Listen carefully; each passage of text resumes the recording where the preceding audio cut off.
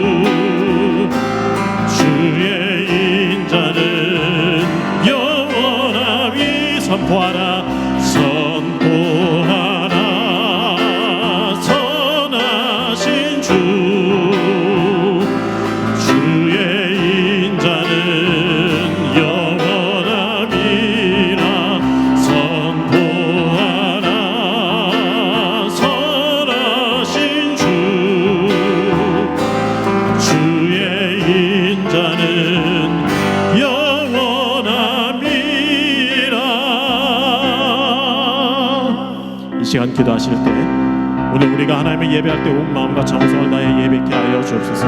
생명의 말씀을 통해 우리의 부족함을 발견하시고 그 부족함을 채우시는 하나님의 은혜를 누리게 하여 주옵소서. 하늘의 소망 얻고 그 소망 따라 삶으로 주님께 영광 돌리는 우리 되게 하여 주옵소서. 말씀 증거하신 담임 목사님 성령의 능력으로 붙잡아 주옵소서. 함께 간절히 기도하겠습니다. 기도하시겠습니다.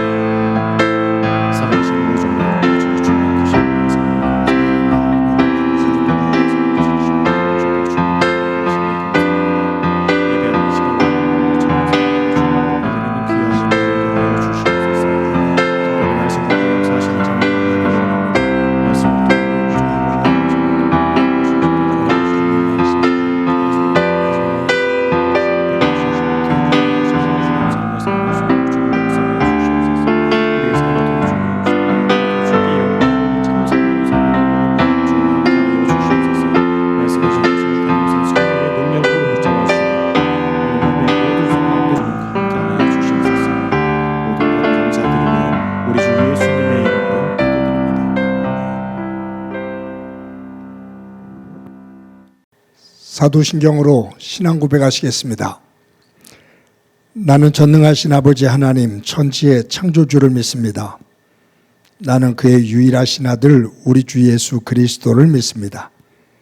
그는 성령으로 잉태되어 동정녀 마리아에게서 나시고 본디오 빌라도에게 고난을 받아 십자가에 못 박혀 죽으시고 장사된 지 사흘 만에 죽은 자 가운데서 다시 살아나셨으며 하늘에 오르시어 전능하신 아버지 하나님 우편에 앉아 계시다가 거기로부터 살아있는 자와 죽은 자를 심판하러 오십니다. 나는 성령을 믿으며 거룩한 공교회와 성도의 교제와 죄를 용서받는 것과 몸의 부활과 영생을 믿습니다. 아멘. 찬송가 9장 부르시겠습니다.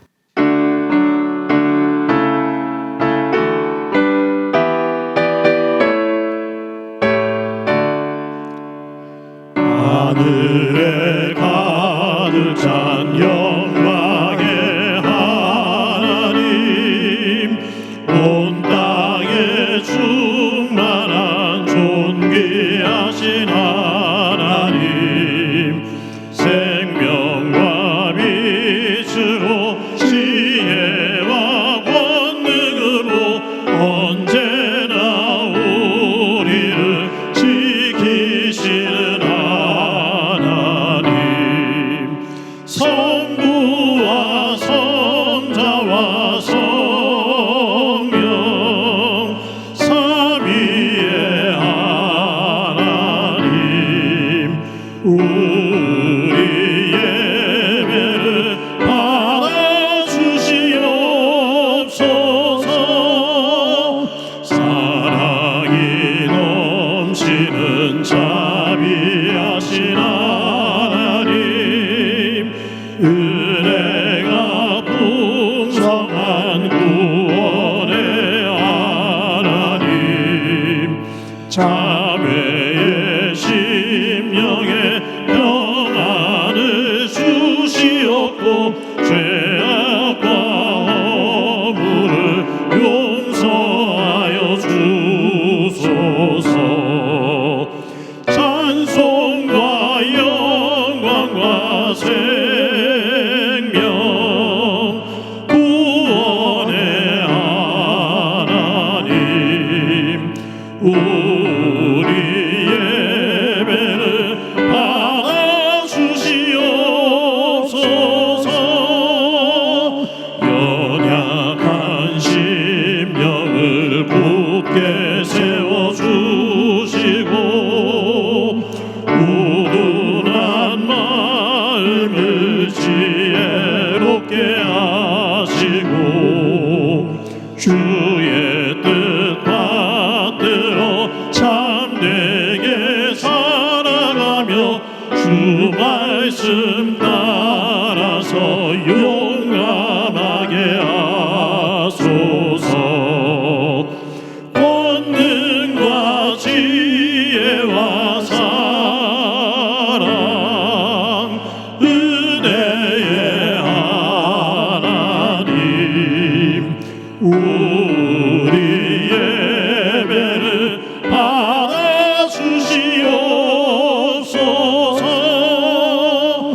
주 앞에 나올 때 우리 마음 기쁘고 그 말씀 힘되어 새 희망이 솟는다. 고난도 슬픔도 이기게 하시옵고 영원에 잇대어 살아가게 하소서. 우리의 자랑과 기쁨 생명의 하나님, 우리 예배를 받아주시옵소서.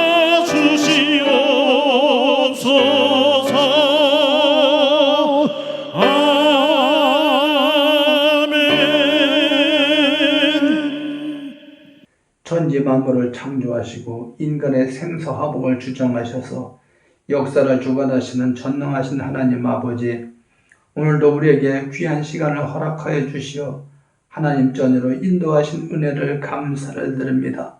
비록 세상은 정치, 경제, 사회적으로 총체적 어려움이 함께하지만 고난과 환난 가운데서도 기도와 말씀으로 하나님의 선하심을 기뻐하게 하시고 온전하신 뜻을 이루어 실현 가운데 영광을 바라보며 소망으로 구원의 기쁨으로 승리하는 복된 삶이 되게 하여 주시옵소서. 하나님 아버지, 어느샌가 자연 위에 은총을 내려주셔서 무더운 여름을 통해 성장과 성숙을 이루게 하시고 풍성한 계절을 보게 하심도 감사를 드립니다.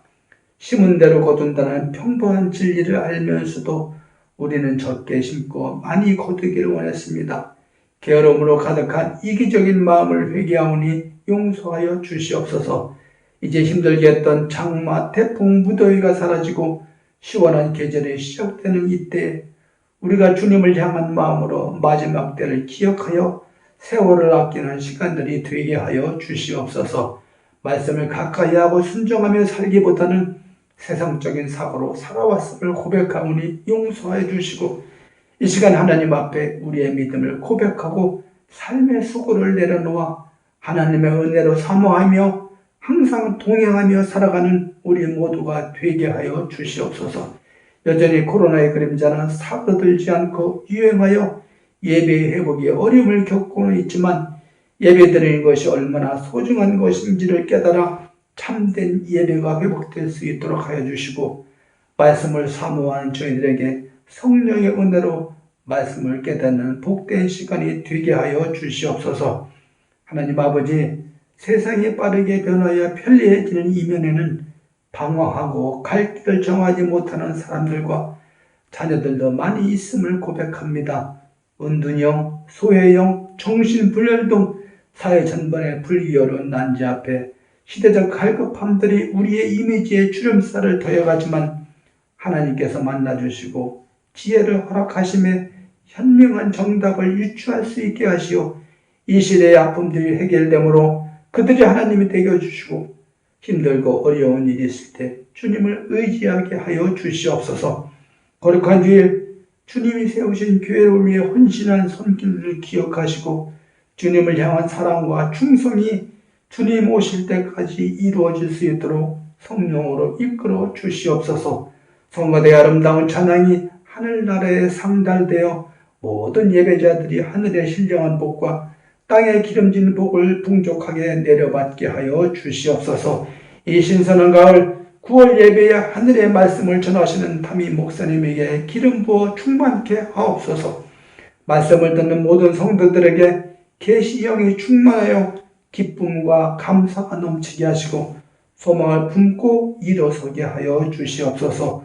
오늘도 예배 가운데 임하신 하나님께 집중하며 나아가오니 주님의 몸 되신 교회에 나온 저희들에게 주님의 크신 위로와 은혜를 부어 주시옵소서. 우리의 생활 가운데 항상 돌보시고 함께 하시고 인도하셔서 빛과 생명의 길로 인도하여 주시는 예수 그리스도 이름으로 간절히 기도드리옵나이다. 아멘.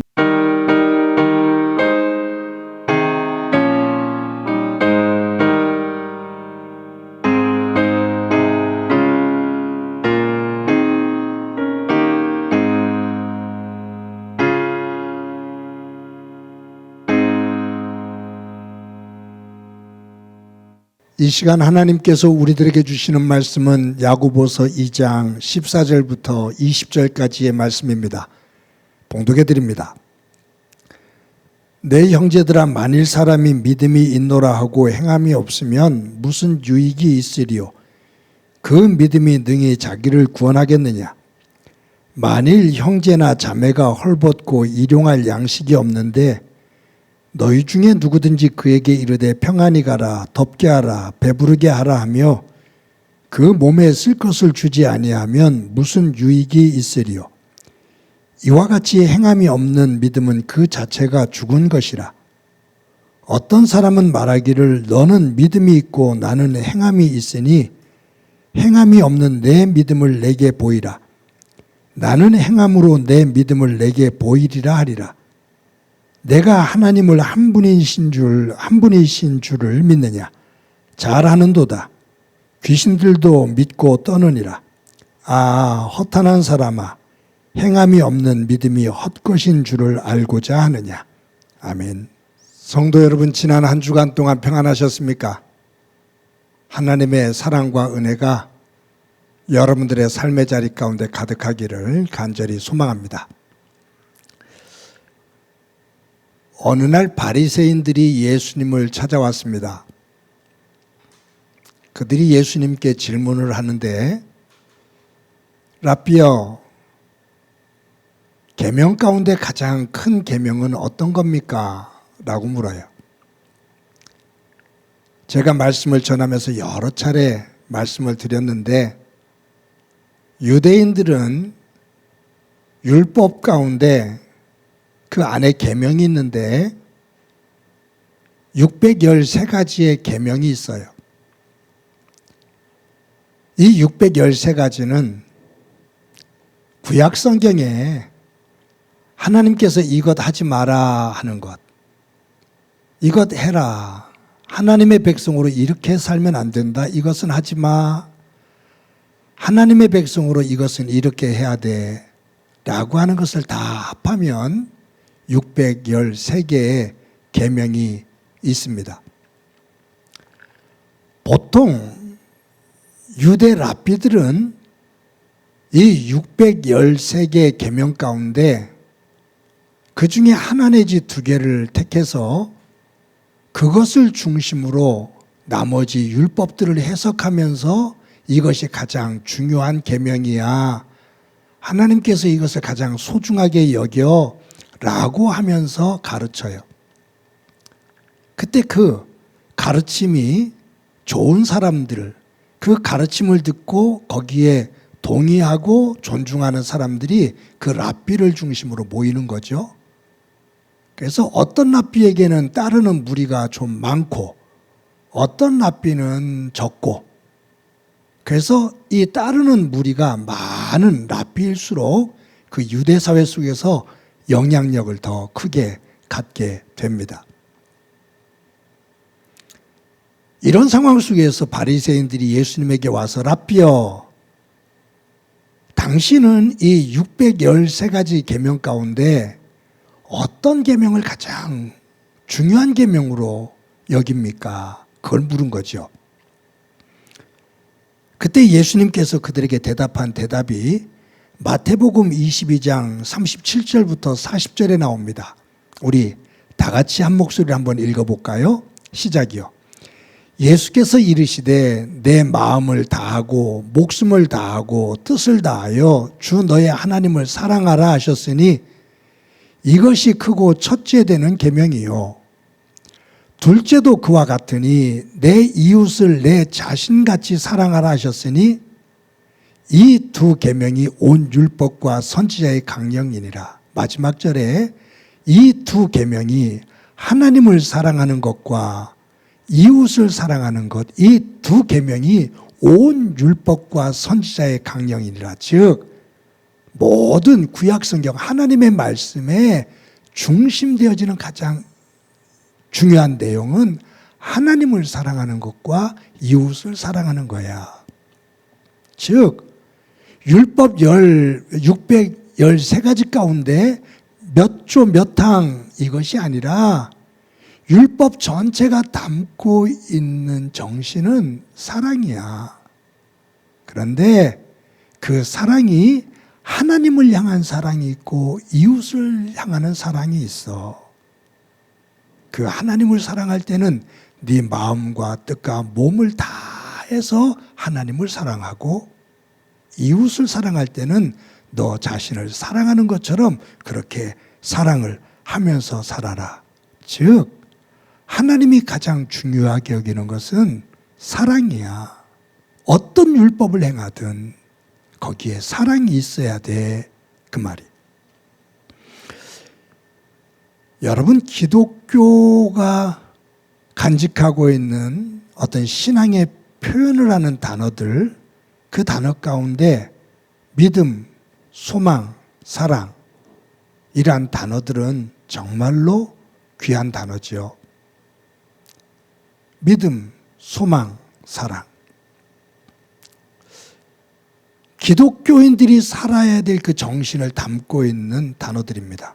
그런데 이 단어가 가지고 있는 맹점이 하나 있어요. 그것은 뭐냐면 믿음, 소망, 사랑, 이 단어는 추상명사예요. 추상명사라는 것은 눈에 보이지를 않아요.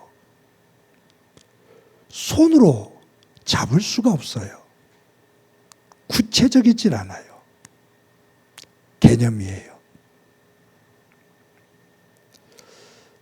그러다 보니까 기독교에서 담고 있는 그 정신을 가장 잘 담고 있는 믿음, 소망, 사랑, 정말로 귀한 정신을 담고 있는 단어인데 그것이 눈으로 보여지지 않고 손으로 만져지지를 않아요. 그러다 보니 이 믿음이 무엇인지, 소망이 무엇인지, 사랑이 무엇인지를 말로 자꾸 설명을 해야 돼요. 그러다 보니까 이 기독교가 자꾸 관념적인 종교가 돼요. 말로 무언가 정의를 내리고 설명을 하는 이쪽으로 치우치다 보니까 교리가 자꾸 발전이 되어져요. 그거는 괜찮아요. 그런데 교리는 발전이 되는데 그곳에서 설명이 되어지는데 뭐가 항상 부족하냐 하면 그 추상명사가 담고 있는 정신을 살아가는 삶이 강조가 안 될 때가 참 많아요.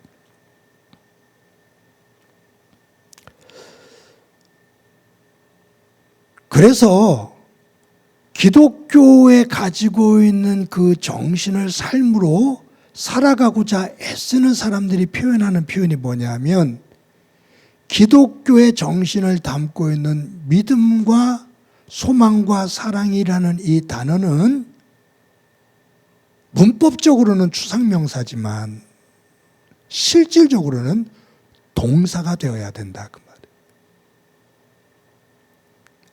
단어가 품고 있는 성격은 추상명사지만 이 믿음과 소망과 사랑이 삶 속에서 구체적으로 나타나려면 그것은 하나님을 믿는 사람들이 그것을 삶으로 살아갈 때 그것이 믿음이 뭔지, 소망이라는 것이 뭔지, 사랑이라는 것이 무엇인지를 사람들이 깨닫게 된다.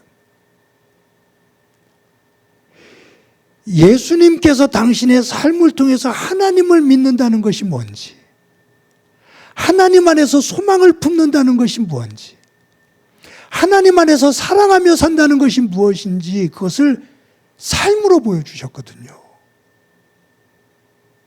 그래서 그 예수님을 통해서 믿음이라는 것이 무엇인지를 보게 되고 소망이라는 것이 무엇인지를 부활을 통해서 보게 되고 사랑이라는 것을 약하고 병든 자들, 가난한 자들을 보듬고 안고 위하며 축복하며 살아가시는 그 모습을 보고 아, 정말로 저게 사랑이구나라고 예수님을 통해서 그 삶을 통해서 추상명사인 믿음과 소망과 사랑을 우리가 깨닫게 되고 직접 그분을 통해서 보게 된 거거든요.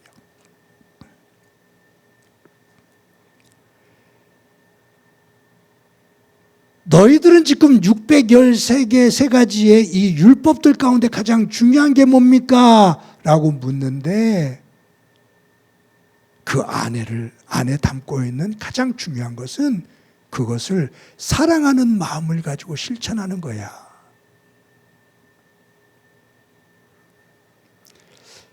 여러분, 제가 이 설교를 준비하면서 이 사랑이라는 것은 방향이 둘로 향하는 것 같아요. 두 쪽으로.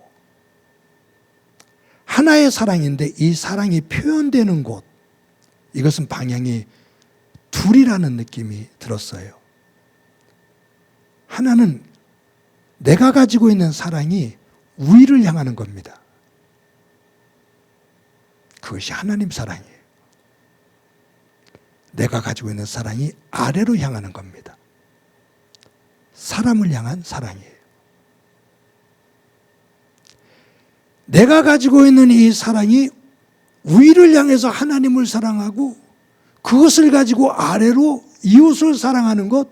그런데 예수님께서는 뭐라고 말씀하시냐면 네가 가지고 있는 사랑이 위를 향해서 하나님을 사랑하는 것과 아래로 향해서 사람을 사랑하는 이 사랑은 어느 것이 크고 어느 것이 작은 것이 아니라 위를 향하고 아래를 향하는 방향이 다른 것뿐이지 이것은 하나야. 하나님 사랑이 곧 이웃 사랑이고 이웃 사랑이 곧 하나님 사랑이야 라는 말씀이에요. 그런데 내가 가지고 있는 사랑이 하나님을 향해서 위를 향해서 사랑을 고백될 때 이것이 가장 구체적으로 드러나는, 구체적이라고 해서는 그렇지만 다른 단어로 삶 속에서 행함으로 드러나는 어떤 그 행함을 한 단어로 표현한다고 한다면 하나님의 말씀에 순종하는 것이 하나님을 사랑하는 거다. 내가 하나님을 사랑한다? 어떻게 사랑하는 게 사랑하는 걸까? 하나님께서 나에게 말씀하신 그 말씀을 듣고 그 말씀에 따라 순종하면서 살아가는 것이 하나님을 사랑하는 거다. 내가 하나님 사랑합니다 그러면서 하나님께서 말씀하시는 그 말씀을 어긋내서 간다면 그건 하나님을 사랑하는 게 아니잖아요. 그러니까 내가 위를 향해서 하나님을 사랑한다 그럴 때 그 사랑은 하나님의 말씀에 따라 내가 순종하면서 살아가는 거예요. 이것이 십자가. 십자가는 수직적인 것이 있고 수평적인 것이 있잖아요. 위를 향한 사랑입니다.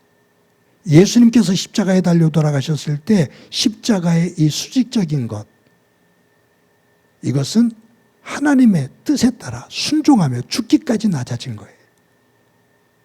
하나님께서 원하시는 것은 그 어떤 것도 아닌 하나님의 말씀에 순종하는 그곳에서 하나님은 네가 나를 사랑하는구나, 진정으로 나를 사랑하는구나 느낀다 그 말이에요. 여러분, 그래서 이 순종과 관련돼서 유명한 그 성경에 나오는 사건이 하나 있죠. 이스라엘의 초대 왕인 사울 왕이 하나님의 명령에 따라 아말렉과 전쟁을 합니다. 아말렉이 이스라엘 백성들을 정말로 못 살게 굴었거든요. 그랬을 때 하나님께서 사울에게 아말렉을 내가 너에게 붙여줄 테니까 저들을 쳐라. 그런데 저들을 쳐서 물리치는데 너 나올 때 그곳에서 살아있는 어떤 물건도 가지고 나오지 마. 이 전쟁은 네가 더 많은 물건을 전리품을 취하기 위해서 하는 전쟁이 아니야. 나를 어기고 내 뜻에 불순종하는 하나님의 백성들을 어긋장 놓게 하는 저들을 심판하기 위해서 내가 허락하는, 내가 이끄는 심판이니 전쟁이니 거기에 물질의 욕심을 가지고 전쟁에 임하지 마라 라고 말씀하시면서 나올 때 어느 것도 살아있는 것을 가지고 나오지 마 라고 말했어요. 그래서 사울이 알았습니다. 그리고 군사를 모집해 갖고서 아말렉을 치죠.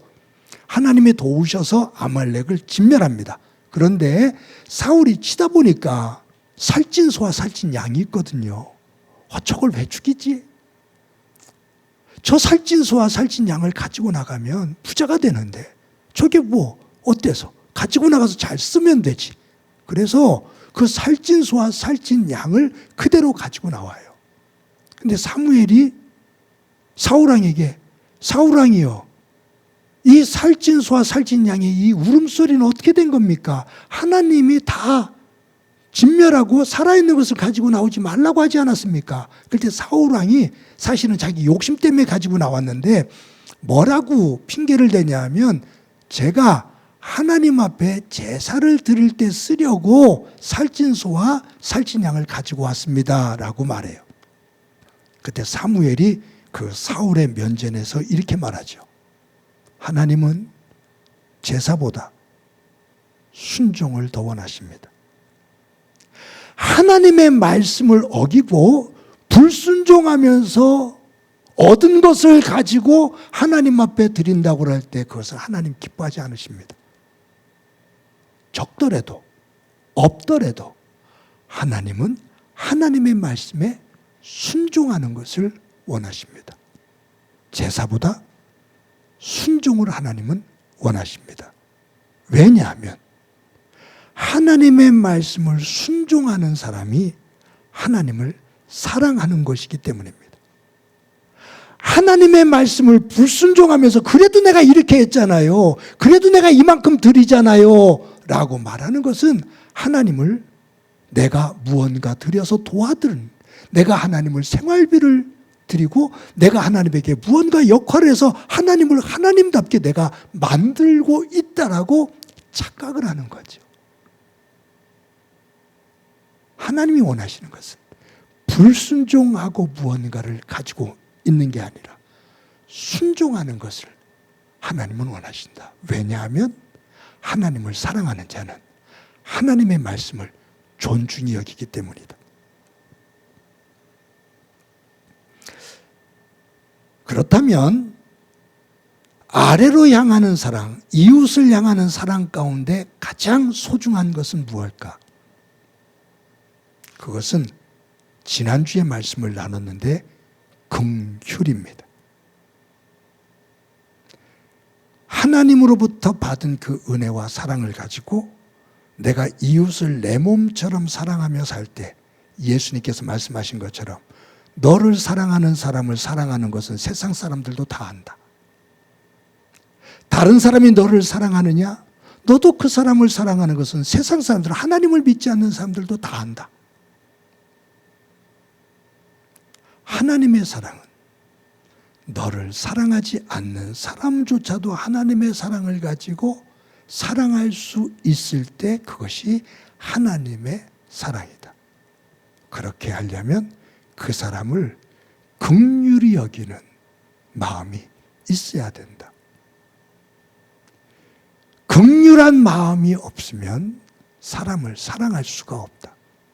지난주에 말씀드렸는데 이 긍휼한 마음은 많은 것을 가지고 있는, 물질적으로 많은 것을 가지고 있는 사람만을 말하지 않아요. 물질이 많아도 심령이 작은 사람이 있어요. 영적으로 조그맣고 쪼그라들고 피폐해진 사람이 있어요. 물질적으로 없어도 마음이 평온하고 넓은 사람이 있어요. 많은 것을 가지고도 지쳐하고 아귀다툼하고 불안해하고 초조해하는 사람을 긍휼히 여기면서 품어줄 수 있는 것, 그것은 물질의 세계만이 아닌 영적인 세계 속에서 이 긍휼은 절대로 물질과 비례하지 않습니다. 세상의 지위와 비례하지 않아요. 그것은 물질을 가지고 있든 물질을 가지고 있지 않든 하나님의 마음을 가지고 있는 사람이 할 수 있는 것입니다.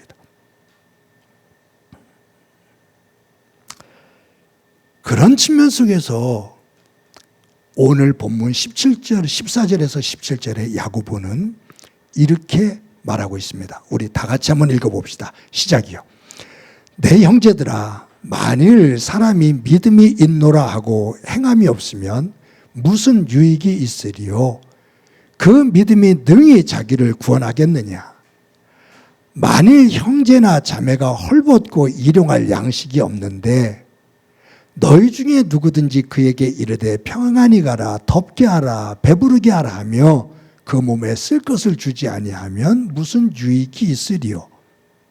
이와 같이 행함이 없는 믿음은 그 자체가 죽은 것이니라.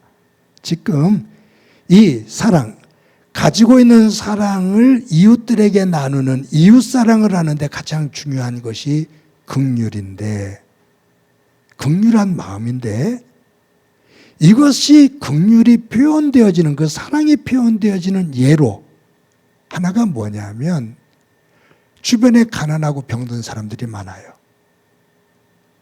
그들이 먹지를 못해요. 가난해서 치료를 못 받아요. 그런데 너 가서 배부르게 해, 따뜻하게 자라고 말을 하고 그에게 조금이라도 쓸 것을 주지 않는다면 그것이 무슨 의미가 있느냐?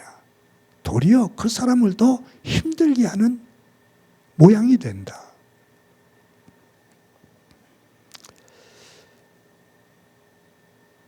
말은 그렇게 하지만 삶에서 긍휼한 마음을 가지고 임하지 않는, 가지고 있는 말과 행동이 따르지 않는 이율배반적인 그러한 모습을 보이는 것, 그것은 죽은 믿음이다 그 말이에요. 우리로 표현한다면 말만 잘해. 말만 잘해. 말도 잘해는요, 다른 일도 잘하는데 말도 잘하는 거거든요. 말만 잘해라는 것은 다른 일은 안 하는데 입만 살았다 그 말이에요. 목사가 그렇게 되면 참 큰일 나는데 참 걱정이에요.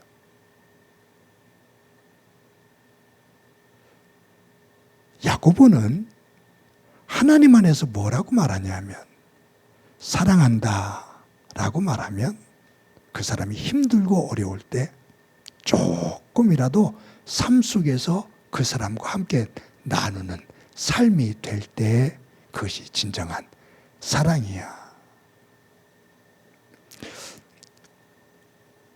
오늘 본문에서 야고보는 내가 믿음이 있어 라고 말하면서 그것이 긍휼함으로 표현되지 않고 말만 하는 그 사람들을 향해서 뭐라고 말하냐면 19절에서 그들은, 그와 같은 사람들은 귀신이 가지고 있는 믿음하고도 똑같아 그 말이에요. 왜냐하면 성경에 보면 귀신이 예수님을 보고 하나님의 아들이라고 벌벌 떨거든요. 그런데 그 자리에서 나오지 않고 계속 못된 짓을 해요. 그러니까 내가 믿음이 있어 라고 말하면서 그 긍휼한 마음을 가지고 베풀지 않고 말만 하는 사람들은 귀신의 믿음하고 뭐가 다를 바가 있냐 그 말이에요.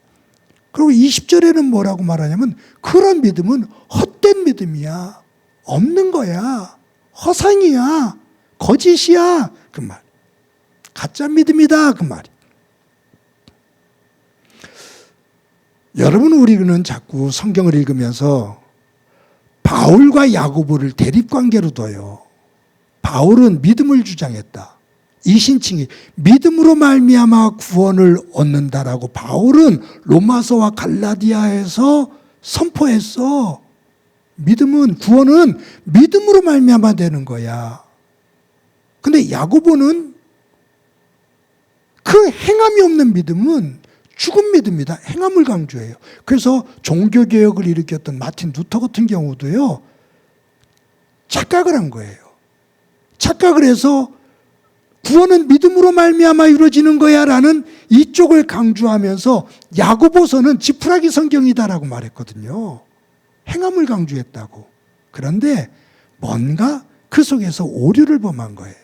여러분, 제가 여러 차례 설교를 할 때 말씀을 드렸어요. 바울 서신을 보셔요. 갈라디아서, 로마서, 어느 서신을 보든 바울의 서신은 딱 반을 접으면 돼요. 만약에 로마서가 1장부터 16장까지 있죠. 반을 딱 접어봐요. 갈라디아서가 6장까지 있죠. 반을 딱 접어봐요. 1장부터 중간까지는 예수를 믿음으로 말미암아 구원을 받는다는 하나님의 은혜에 대한 것을 강조해요. 그런데 어김없이 사도 바울의 서신의 반은 하나님을 믿어 은혜 가운데 구원을 받은 사람은 이처럼 살아야 돼. 부부는, 남편은, 아내는, 자녀는, 부모는, 종은, 주인은, 지도자는, 백성은 이렇게 살아야 되라고 삶을 꼭 반은 강조해요.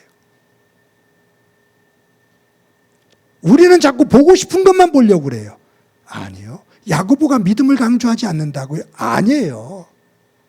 믿음을 강조하고 있는데 그 믿음이 행함으로 드러나야 된다. 여러분이 바울이 지금 로마서나 갈라디아서를 쓰고 있는 그 서신을 받는 사람들의 배경이 달라요.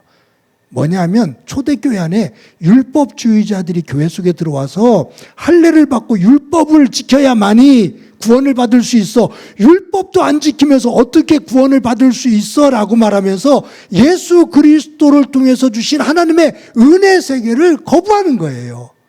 그것보다 할례가 더 중요해. 아브라함을 통해서 주신 이 할례가 더 중요해라고 율법을 강조하는 거예요. 예수 그리스도가 오기 이전에 그 율법을 중심으로 살았는데 예수 그리스도를 인정하는 것 같지만 율법을 더 중요하게 여기면서 예수 그리스도의 은혜를 하나의 부수적인 걸로 생각을 하는 거예요. 그때 바울이 그들을 향해서 외치는 말이에요. 지금까지 그 율법을 지킨다고 사람들을 정죄하면서 그렇게 외식하는 모습으로 살아왔는데 율법을 통해서 너희들이 완전해졌느냐? 너희들이 그만큼 죄 속에 있잖아. 구원은 우리의 율법을 지키는 의로 된 것이 아닌 하나님이 예수 그리스도를 통해서 주신 은혜야. 이 은혜를 믿는 자가 하나님의 백성이 돼. 그런데 행함은 믿는 자로서 당연히 변화되어서 성령 안에서 도움을 받아 그 삶을 이렇게 살아가는 거야. 믿음과 행함인데 지금 율법주의자들에게 그 부분에 율법을 강조하는 그들에게 아니 은혜야 라는 것을 얘기하고 있는 거거든요. 근데 야고보는 또 달라요. 교회 안에 내가 예수님을 믿어서 구원을 받았으니 이제 구원받은 나는 아무렇게나 살아도 상관없어. 내가 이미 구원받았는데 뭐 영지주의적인 사고가 있는 거예요. 이미 구원을 받아서 내 몸은 썩어져도 돼. 아무렇게나 살아도 그건 아무 관계가 없어. 썩어 없어질 것인데 뭐 하면서 방탕한 삶을 살고 엉망이 되는 거예요. 그때 야고보는 그런 부분을 지적하면서 믿음으로 구원을 받았다고 정말로 진정한 믿음이니 하나님의 은혜에 접촉이 된 거니 정말로 하나님의 은혜에 접촉이 되어진 믿음이라면 너희들처럼 그렇게 방종하면서 방탕하면서 살질 않아. 그 믿음은 생명을 주시면서 바꾼 거룩함이 있는 거야. 그 믿음은 삶 속에서 거룩함으로 열매를 맺으며 살아야 돼. 그것이 없이 믿음으로 구원을 받았다고 말하며 엉망진창이 되어져서 타락한 삶을 산다면 그것은 거짓 믿음이야. 죽은 믿음이야 그 말이. 절대로 바울과 야고보가 대립관계가 아니라 지금 놓여져 있는 상황 속에서 강조하고 있는 부분이 선우가 다른 거죠. 왜? 그 말씀을 듣고 있는 그 상황이 다르기 때문이에요.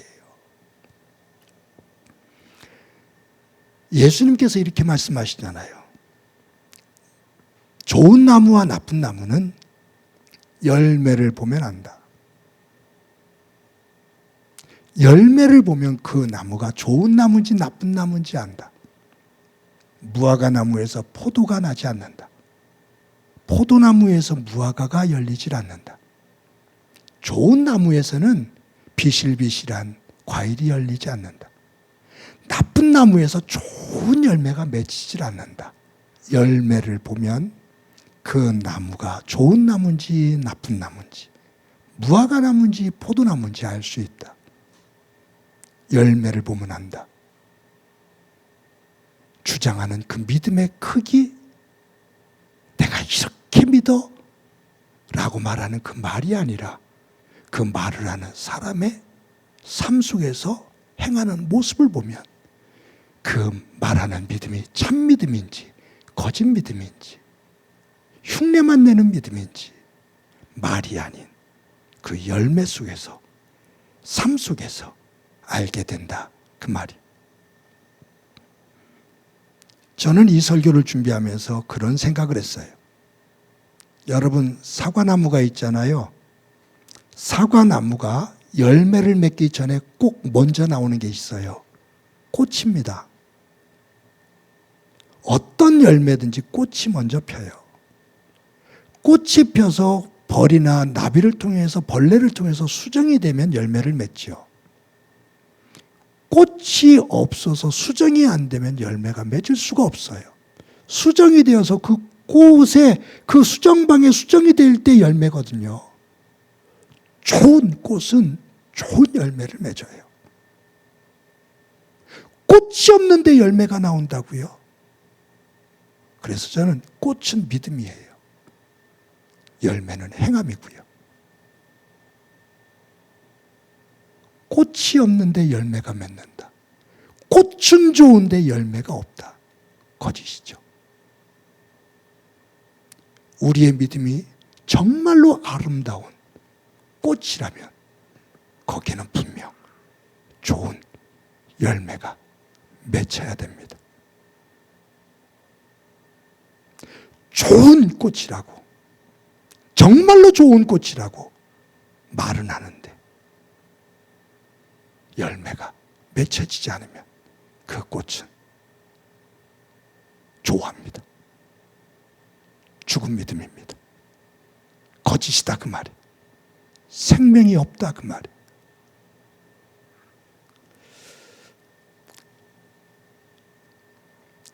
너무 극단적인 예화가 될지 모르지만 성 프란시스가 있죠. 성 프란시스는 얼마나 신실하고 거룩한 삶을 살았는지 들판에서 설교를 할 때 새가 어깨 와서 앉았다고 그러잖아요. 아이가 늑대에게 물려갔을 때 사람들이 두려워할 때 프란시스가 늑대 굴 안으로 들어가서 그 아이를 품고 나왔다고 그러잖아요. 그러니 그런 것을 볼 때 이 프란시스는 하나님 안에서 이 자연과 소통을 하는, 자연 속에서 하나가 되어져 있는 정말로 하나님 안에서 귀한 사람이었습니다. 그는 굉장히 부잣집 아들이었어요. 근데 다 내려놓고 하나님을 따르는 순례자의 길을 가죠. 한 번은 가난한 사람들이 그 주변에 모였어요. 근데 프란시스가 아무것도 줄 게 없어요. 그때 프란시스가 하나를 건네준 게 있어요. 이것을 팔아서 당신들 먹을 것을 사서 먹으라고. 그 건네준 것이 뭐냐면 성경책이었습니다. 이 당시 성경책은 인쇄술이 발달되지 않아서 지금 우리로 말한다면 집안 책값이에요. 우리 표현대로 한다면 정말로 소중한 거예요. 가난한 사람들이 몰려드는데 줄 게 없어요. 사람들을 가르치는 프란시스가 자기가 가지고 있는 하나님의 말씀인 성경을 그들에게 건네주면서 이것을 팔아서 먹을 거 사서 먹으라고.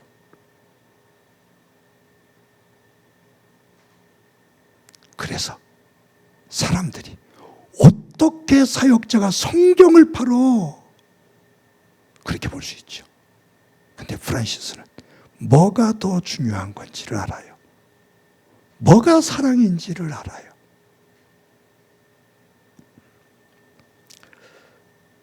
도전이 되죠. 그런 글을 읽을 때마다 도전이 되죠.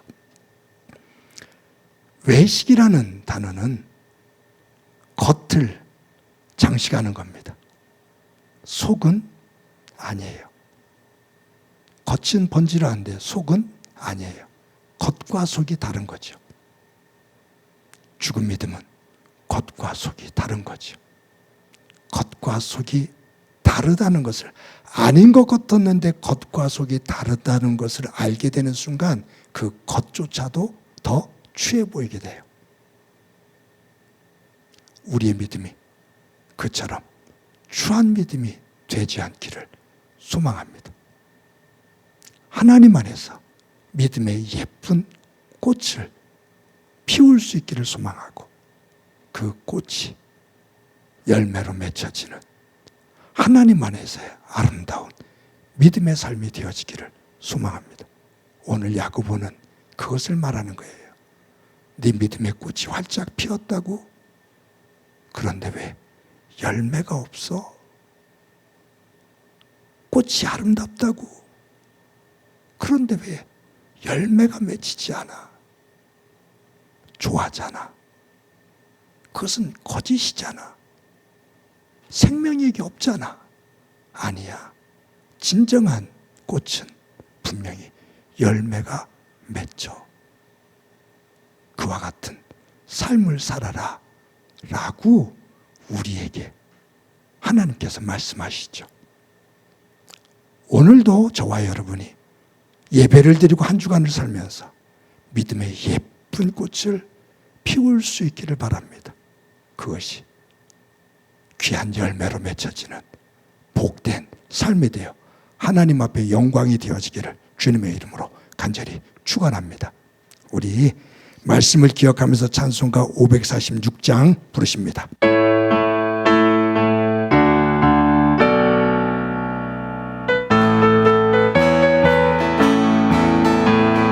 주님 약속하신 말씀 위에서 영원토록 주를 찬송하리라. 소리 높여 주께 영광 돌리며 약속 믿고 굳게 서리라.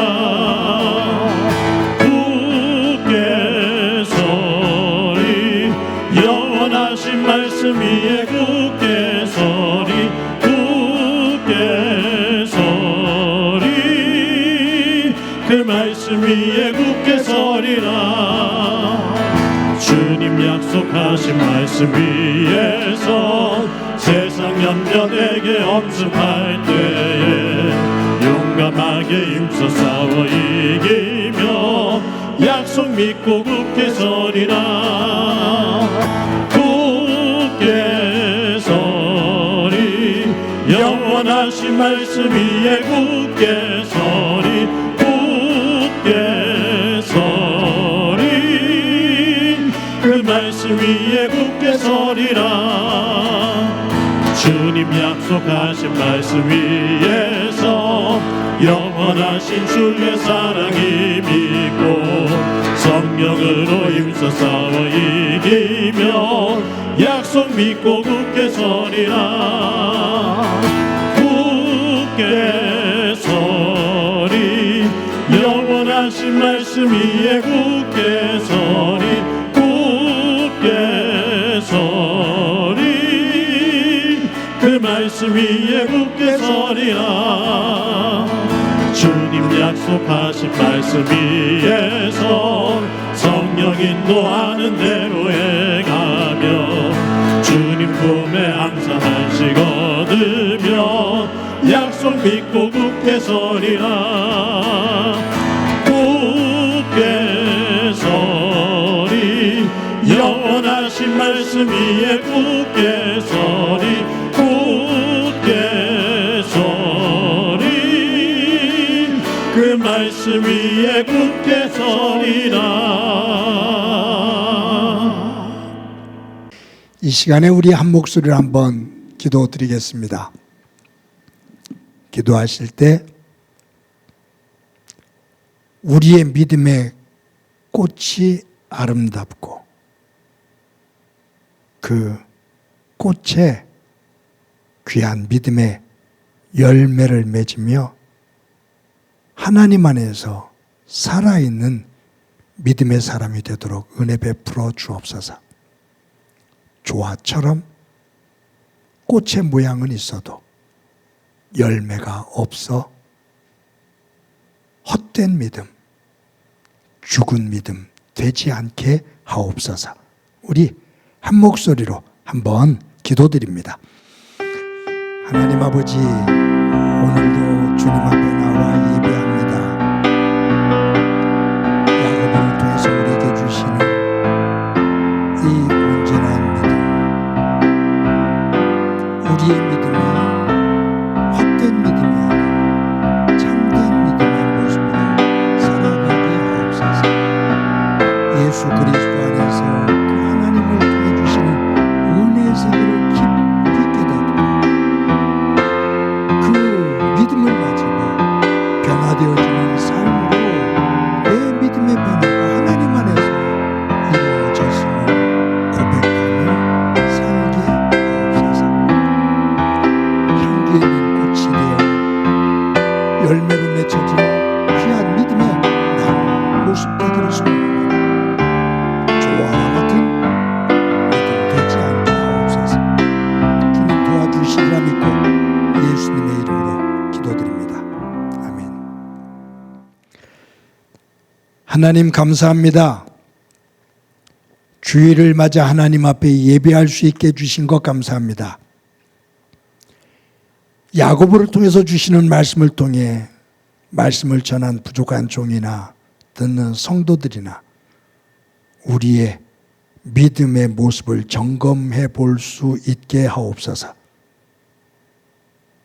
믿음의 꽃은 아름답다고 말하는데 믿음의 열매가 없어 조화와 같은 그러한 믿음은 아닌지, 생명력을 잃은 죽은 믿음은 아닌지 우리를 점검하게 하시고 예수 그리스도 안에서 얻은 믿음의 꽃을 활짝 피우고 그 속에서 믿음의 열매를 맺으며 하나님의 영광된 백성 되게 하옵소서. 그러한 가정, 그러한 교회 모습 되게 하옵소서. 받은 은혜를 감사하면서 귀한 예물 드립니다. 성도들의 일터와 사업장 가운데 은혜를 주셔서 그 속에서 믿음의 꽃과 믿음의 열매를 보게 하옵소서. 환우들이 있습니다. 주님 도와주시기를 소망합니다. 한 사람 한 사람 명해 주셔서 하나님의 능력 안에서 치유되어지는 기쁨 있게 하옵소서.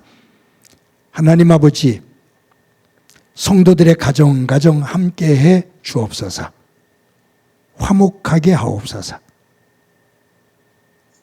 일어나는 많은 일들을 하나님 중심으로 질서 있게 다듬어 세울 수 있는 지혜가 있게 하옵소서. 특별히 자녀들 가운데 함께 해주시고 하나님의 영광을 그들을 통해 보게 하옵소서. 행복한 교회가 산 믿음의 교회가 되기를 소망합니다. 믿음의 열매가 주렁주렁 매달려지는 교회 되게 하옵소서. 이 나라와 이 지구촌 곳곳에 하나님께서 지으신 자연을 인간의 욕심으로 파괴하고 더럽히게 되는 모습들을 보게 됩니다. 후손들이 살아야 될 터전인데 하나님, 이것을 소중하게 여길 줄 아는 저희들 되게 하옵소서. 함께 주시라 믿고 예수님의 이름으로 기도드립니다. 아멘. 교회 소식 몇 가지 말씀드립니다. 오늘도 예배에 함께 하시는 여러분들을 주님의 이름으로 진심으로 환영합니다. 저희들 매주일 예배를 녹화해서 주일날 오전 6시에 유튜브에 올립니다. 또 매일 큐티를 녹화해서 매일 새벽 기도가 드려지는 새벽 5시에 유튜브에 올립니다. 예배와 큐티 말씀 꼭 붙잡고 우리의 삶을 하나님의 영역으로 변화시켜 나갈 수 있기를 바랍니다. 지난주부터 제가 말씀을 드리는데 저희들 전도합시다. 전도는 다른 사람이 하는 것이 아니라 내가 해야 되는 거죠. 내가 예수를 믿고 구원받고 내 삶 속에 하나님의 은혜를 깨달은 우리가 예수 믿지 않는 이들에게 예수를 증거하는 것, 그것은 예수님께서 우리에게 주신 마지막의 명령이고 사명입니다. 복음을 증거하면서 한 영혼을 전도해서 하나님 앞에 세울 수 있는 귀중한 열매 맺는 가을이 되기를 소망합니다. 오늘 예배 후에 안수 집사님들, 권사님들, 부부들을 저희 교회가 초대를 했죠. 초대라고 할 것도 없지만 오늘 맛있는 점심을 마련해 놨습니다. 교회로 가셔서 함께 음식을 나누시면서 서로 교제 나눌 수 있기를 바라고, 다음 주일은 1여전도회, 2여전도회, 3여전도회 회원들과 함께 식사를 할 겁니다. 이때는 인원수가 좀 많아서 저희들이 부부를 다 감당을 할 수가 없거든요. 그래서 남성교회는 나중에 하기로 하고 이번에 1여전도회, 2여전도회, 3여전도회 회원들 다음 주에 만나기로 하도록 하겠습니다. 다다음 주는 4여전도회, 5여전도회, 6여전도회 그렇게 쭉 이어지게 될 겁니다. 여러분들이 함께 기도해 주시고 적극적으로 동참해 주시기를 바랍니다. 친교부에서 마련한 음료수들이 있거든요. 교회에 오셔서 또 시원한 것 드시면서 교제 나누기 바랍니다. 매주 토요일 날 오전 10시에 화곡고등학교 시청각실에 모여서 예배를 준비하고 예배가 끝난 다음에 또 섬기는 이들을 통해서 뒷정리가 잘 되고 있습니다. 기도해 주시고 또 함께 참여해 주시기를 바랍니다. 매주 여러분들에게 진심으로 감사합니다. 여러분들이 드리는 헌금 하나님 안에서 잘 관리해서 하나님 나라를 이루는 교회가 되도록 더더욱이 애를 쓰겠습니다. 여러분들의 일터와 사업장 위에 하나님의 은혜가 가득하기를 항상 기도합니다. 이 시간에 우리 다 같이 옆 사람들을 향해서 축복하며 너는 시냇가에 심은 나무다.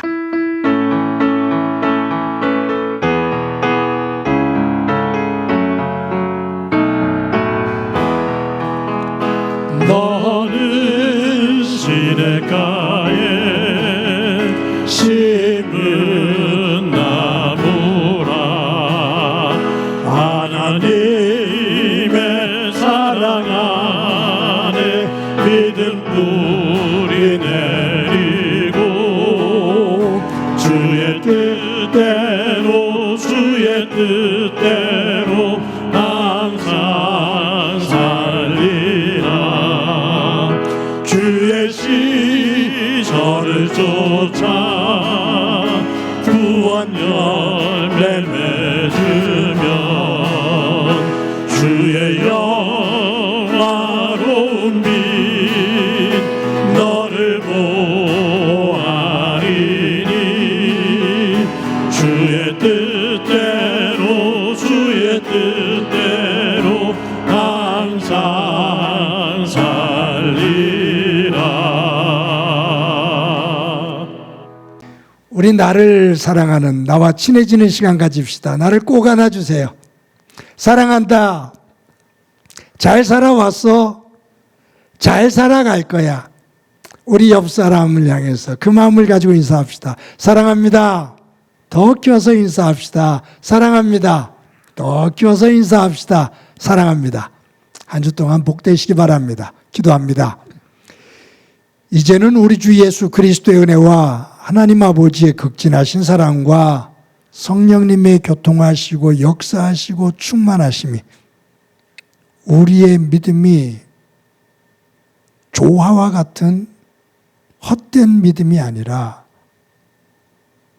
아름다운 꽃을 피우고 아름다운 열매를 맺는 참 믿음의 사람 되어 삶의 자리를 하나님의 영역으로 변화시켜 나가며 살기를 소망하는 사랑하는 성도들과 저들의 가정과 믿음의 공동체와 이 땅 위에 고통으로 눈물을 흘리고 있는 이들 위에 영원히 함께 하시기를 간절히 축원하옵나이다. 아멘.